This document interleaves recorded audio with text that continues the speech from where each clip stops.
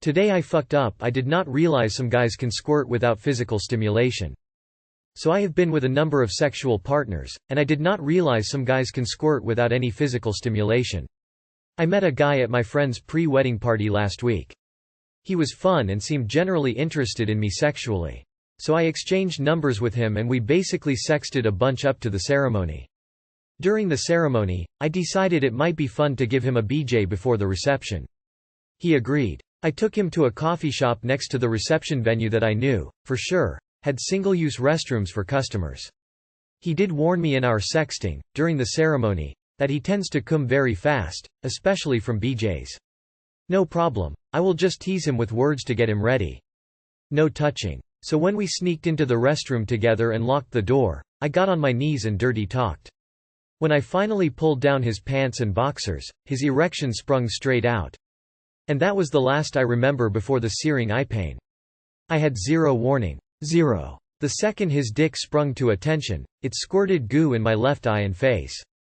I have had many facials in my life and none stung like this.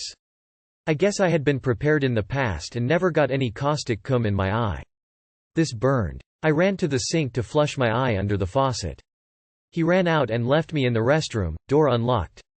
I left with what looked like a pink eye and a wet shirt collar.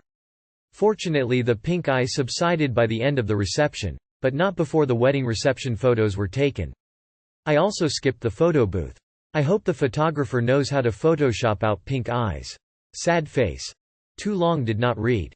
I didn't realize some guys with premature ejaculation could orgasm without any touching. I got hit in the eye and ended up with a pink eye in my friend's wedding reception pics. Lesson learned. Don't give BJs to premature guys at a wedding, before the photos are taken. I'm sorry, who the fuck calls male ejaculation squirting? Last night I opened my window and a breeze rolls in and I jizz in my pants. He deadass ran off lol. Fucking nutted and bolted. You call penile ejaculation squirting? You sexted a new hookup during your friend's wedding? You walked around the rest of the night with cum eye? If it makes you feel any better, just wait and you'll see a post up here from that guy. Everybody is a little different. Some people are a lot of different. Today I fucked up by taking a client to the lake. I sell software for a living and a decent bit or my job is rapport building and keeping clients happy. One of my clients from the other side of the country was in town for a week and had nothing to do over to the weekend, so I told them we were going to the lake house with some other friends and they could come too. This morning things started going south when we went to a neighbor at the lake's house and he was checking out a new pistol he got. He asked my client if he'd shot one before and he said yes, before putting his thumb in the wrong place and nearly ripping it off when he fired. Blood everywhere. I thought he needed stitches but he said no. An hour later all of us are going to go fishing walking along the edge of the lake. Apparently he has no idea to look where he steps. I see him about to step on a copperhead so try to grab him, he stumbles and falls over right by it and gets bit on the shoulder. We live in a major city but the lake is an hour away, so I spend an hour-long car ride worrying that he's about to start dying on me. Then at the hospital they determined that, in addition to the snakebite, he did in fact also need stitches. He thinks it's funny but now I get to explain this to my boss. Too long did not read. Took a client to the lake and he ended up with stitches and a venomous snakebite. Client seems like the kind of person who's at peace with the fact he's a klutz. You included this guy socially and helped him with his thumb wound and snakebite. If you weren't an ass about it, he probably has good memories of you.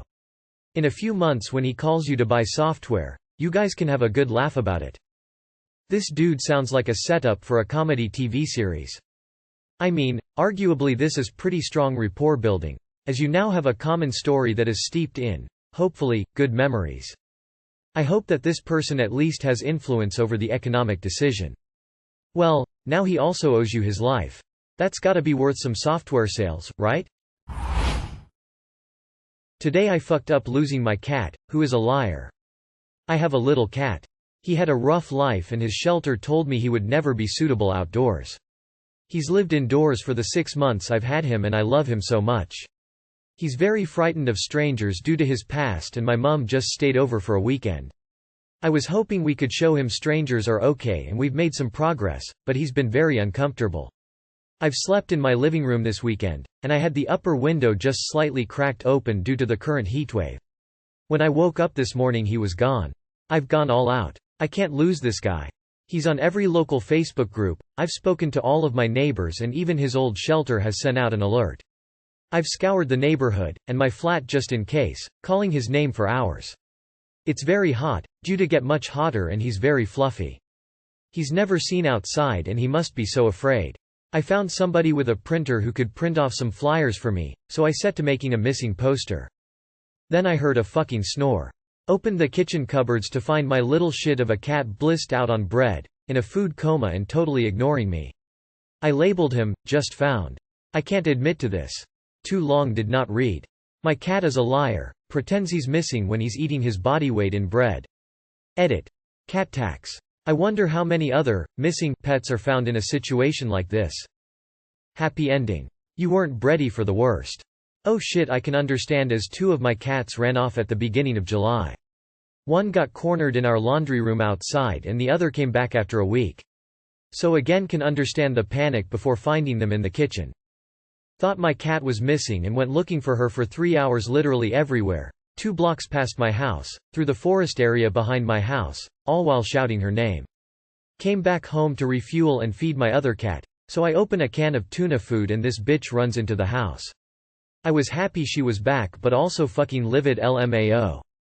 My cat lies all the time too in my house. We all have different times we are around. I'll get up, feed the cat, she trots off happily, then I go out for the day. 40 minutes later mum comes down and the cat is meowing for food, so she gets fed again and trots off happily. Then my missus comes down after my mum has left and the cat is meowing for food again and gets fed. Then I come home first every day to a big pile of sick by the front door cause she is a greedy lil shit. Today I fucked up by relying on expired birth control with my FWB. I literally just got confirmation from my doctor yesterday that I am indeed pregnant. Probably about 6 weeks along, but I'll get a more exact number tomorrow. I was on Nexplanon, which is the most effective form of birth control.